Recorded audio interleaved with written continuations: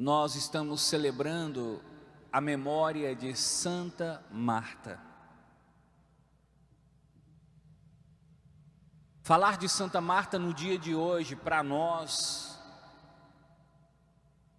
pode ser muito interessante, até mesmo porque, se você tem o hábito de frequentar as missas com regularidade, você deve estar se lembrando que há mais ou menos uns 10 dias, num domingo do tempo comum, o Evangelho falava de Marta e Maria, as duas irmãs que receberam Jesus em sua casa. Ao refletirmos sobre esse Evangelho, nós tivemos a oportunidade de conhecer um pouquinho dessa figura que acabou ficando tão famosa na igreja pelo seu comportamento, hoje, usando a terminologia da psicologia, nós poderíamos dizer pela sua personalidade. Naquele domingo em que nós refletíamos sobre o Evangelho de Lucas, capítulo 38 a 42, nos dava algumas pistas sobre quem era essa mulher, Marta. E para que a gente não precise de voltar muito naquele Evangelho, vamos ficar só com a frase que Jesus disse para ela. Você deve estar lembrando, é aquela passagem em que Jesus chega na casa e Maria se senta para ouvir as palavras de Jesus, e Marta vai para a cozinha cuidar dos afazeres de casa. De repente ela volta para reclamar diante de Jesus a respeito de sua irmã, e Jesus diz para ela esta frase: Marta, Marta, você anda muito agitada e se preocupa por causa de muitas coisas. Então, nesse Evangelho, Lucas 10, o próprio Jesus nos permite concluir duas características que Marta possuía. Primeiro, ela era uma mulher agitada. E segundo, ela se preocupava muito. Esse tipo de perfil pode ser muito bem encontrado hoje nos nossos dias. Talvez você conheça pessoas assim. Pessoas que são tão agitadas, pessoas que vivem tão preocupadas, que se encaixam perfeitamente na figura de Marta. Eu, por exemplo, conheço, e uma pessoa bem próxima a mim. Eu tenho uma tia que ela é tão preocupada, ela se agita com tanta facilidade, que das últimas vezes que alguém na família faleceu, nós tivemos a maior dificuldade do mundo de contar para ela. Porque ela, quando ouve falar que alguém que ela conhece morreu, ela perde a voz. Às vezes ela dá uma crise de choro, que ela começa a esquecer das coisas. E depois que passa um tempo, ela vai voltando ao seu juízo normal. Tem gente que, por causa da preocupação, por causa da agitação, tem crise de desmaio. Tem gente que fica tão preocupado, tão agitado, que começa a perder o ar, começa a ter até mesmo problemas de respiração. A Bíblia não fala que Marta chegou a esse ponto, mas Marta faz parte do grupo dos agitados. Isso o Evangelho de Lucas nos ajudou a perceber. Mas o Evangelho que você acabou de ouvir nos traz outras informações importantíssimas sobre Marta, e que até de alguma maneira nos ajudam a retirar essa imagem tão negativa que alguns têm a respeito dela. Em geral, quando a gente ouve falar de Marta, a gente só fala que ela era muito agitada, que ela era muito preocupada, que ela era muito ansiosa, que ela não dava muita atenção para as coisas de Deus, que ela era mais da ação do que da contemplação, e cria um rótulo pejorativo sobre ela. Nesse evangelho que nós acabamos de ouvir hoje, retirado de São João, capítulo 11, a imagem de Marta pode ser restaurada pelas informações que nos são transmitidas. Primeiramente, São João começa dizendo que com a morte de Lázaro, e Lázaro nós sabemos era irmão das duas, Marta e Maria, com a morte de Lázaro, as duas irmãs ficaram tão abatidas que muitos vizinhos e amigos iam até a casa delas para consolá-las, dizer para elas: não fiquem assim não, enxugue esse rosto, levanta essa cabeça, Marta. Não, Maria, não fica assim não, um dia vocês vão se encontrar. Esse irmão que vocês perderam está com Deus. Então muitas pessoas iam à casa de Marta e Maria. Em uma dessas visitas, elas tiveram a seguinte informação: Jesus está vindo aí. Jesus está chegando. São João diz que Maria ficou sentada em casa, esperando Jesus ir para lá. Marta não, ela nem esperou Jesus chegar, ela foi até ele. Então aqui nós percebemos mais uma característica que poderíamos talvez até chamar negativa de Marta. Ela era apressada, ela era precipitada, ela não quis nem esperar Jesus chegar lá, ela foi até ele, ela foi atalhar ele no caminho. E quando ele chegou, ela encontrou com ele, a primeira coisa que ela disse, a Bíblia não diz que ela cumprimentou, que ela deu 3 beijinhos, que ela pediu a bênção, ela disse para ele assim: Senhor, se tivesses estado aqui, meu irmão não teria morrido. Não sei se você já parou para pensar nessa frase de Marta, querido.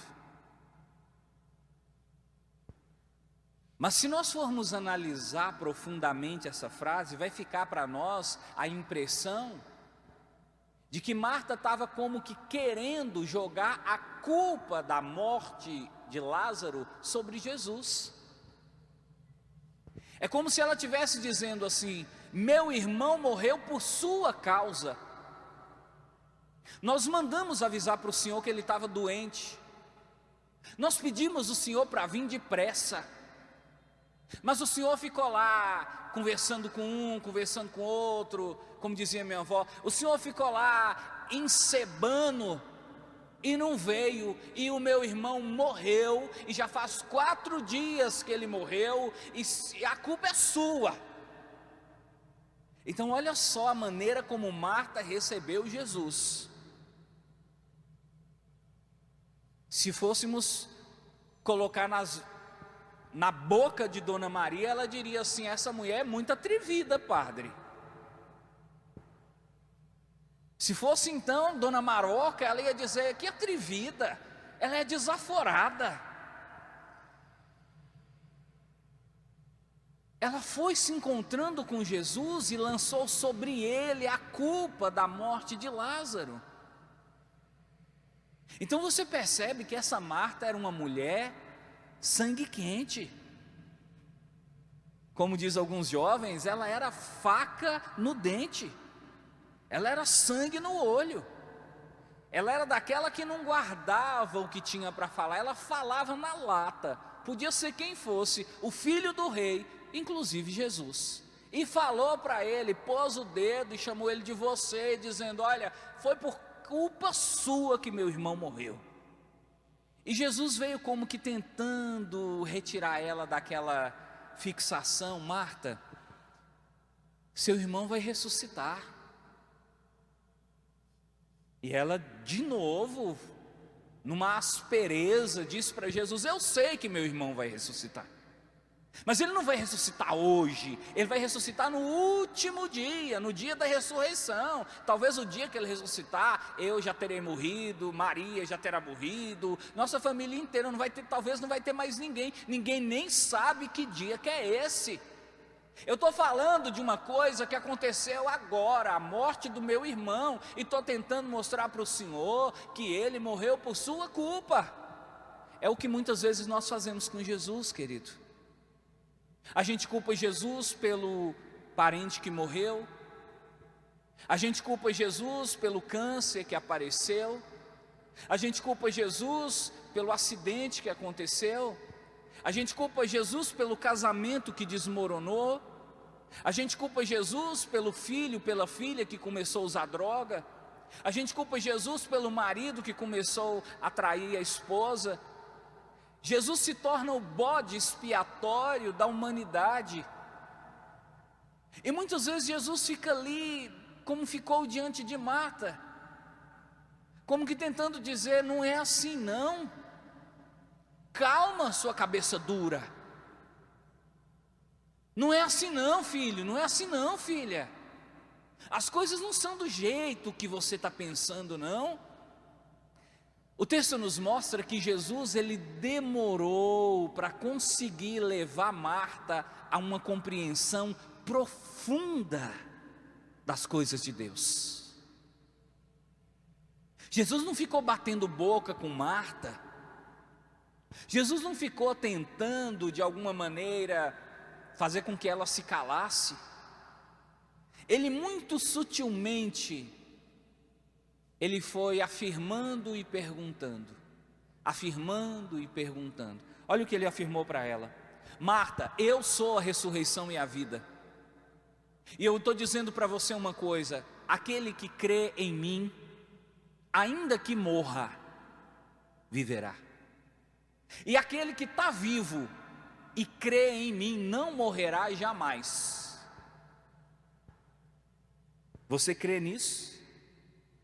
O que Jesus estava tentando fazer? Estava tentando lembrar para Marta de alguma verdade que talvez ela já soubesse, mas por causa da dor e do sofrimento, ela acabou se esquecendo. Quando você está angustiado também, o que Jesus tenta fazer com você é isso, é lembrar você das coisas que você já ouviu na igreja, das coisas que você já leu na Bíblia, das coisas que você já sabe. Por exemplo, que Ele não te abandona, por exemplo, que Ele não mata ninguém. Jesus não é assassino, Jesus ele não se alegra com a morte de pessoa nenhuma. Pelo contrário, Ele chora, Ele sofre conosco, como Ele chorou diante do túmulo de Lázaro.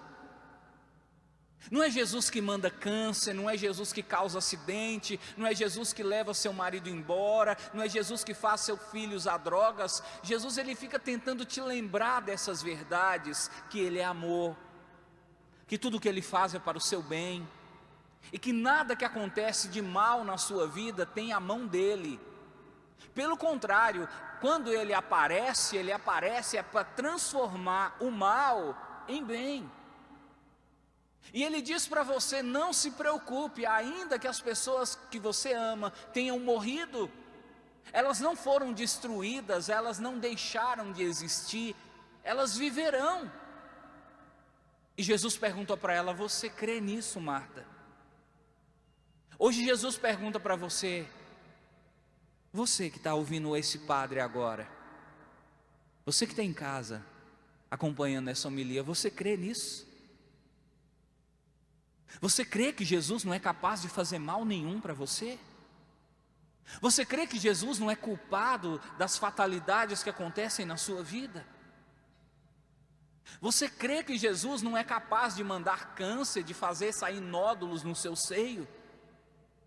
Você crê que Jesus não é culpado pela morte de crianças inocentes, pelos assassinatos, pelo terrorismo, pelas coisas ruins que acontecem no mundo?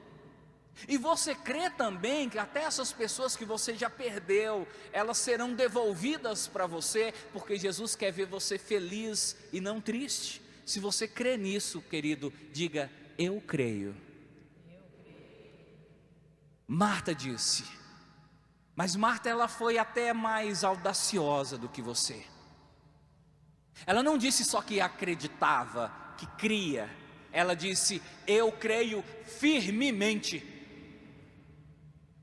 Então Marta está nos ensinando que para crer, você tem que crer com firmeza. Você não pode crer de uma maneira insegura, inconstante. Porque se o seu jeito de crer for inconstante, quando a dor vier, vai destruir a sua crença. Você tem que crer com firmeza, querido. E crer com firmeza é não permitir que os problemas desse mundo atrapalhem o seu jeito de enxergar as coisas de Deus. Marta disse: eu creio, e eu creio firmemente. Eu creio sem duvidar, eu creio de todo o meu coração, de toda a minha alma, eu creio com toda a minha mente, eu creio com todo o meu ser, que Tu és o Messias. O Senhor é o enviado, o Senhor é o ungido. Eu creio que o Senhor não é um profeta, não é simplesmente um sacerdote. Eu creio que o Senhor foi aquele que Deus enviou, é o Filho de Deus que devia vir ao mundo. Essa declaração de Marta, querido, até hoje ela ecoa pelas paredes da igreja, pelos altares, pelos púlpitos da igreja, como uma das declarações mais lindas do Novo Testamento. Essa mesma Marta que a gente critica, acha que ela tinha pouca fé, acha que ela muitas vezes foi atrevida, como disse Dona Maroca, que ela foi desaforada com Jesus. Essa mesma Marta foi capaz de fazer a declaração mais linda colocada na boca de uma mulher do Novo Testamento. Não importa quem seja você, não importa se você é temperamental, se você é irritado, se você é desbocado, é atrevido, é desaforado. O que importa é que se você crer firmemente em todas essas coisas, você poderá não só fazer declarações de amor belíssimas para Jesus, mas você poderá, assim como Marta, contemplar a glória de Deus, o poder, a bênção do Senhor, e poder um dia atestar: é verdade, tudo aquilo que eu ouvi na missa, tudo aquilo que eu li na Bíblia é verdade.